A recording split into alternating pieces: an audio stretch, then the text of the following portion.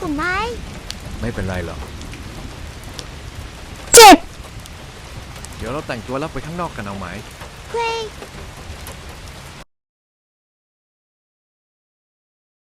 รอพี่ด้วย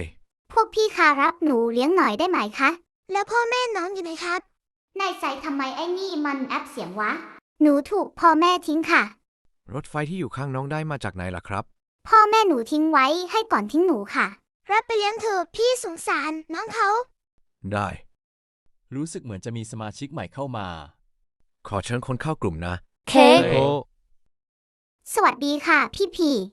สวัสดีครับ หนูชื่ออิงนะคะ จ้า พี่ค่ะเราไปเล่นระบบคุณไหมคะ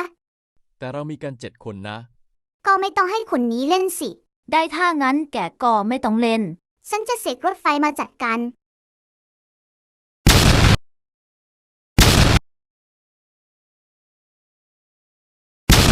เจ็บ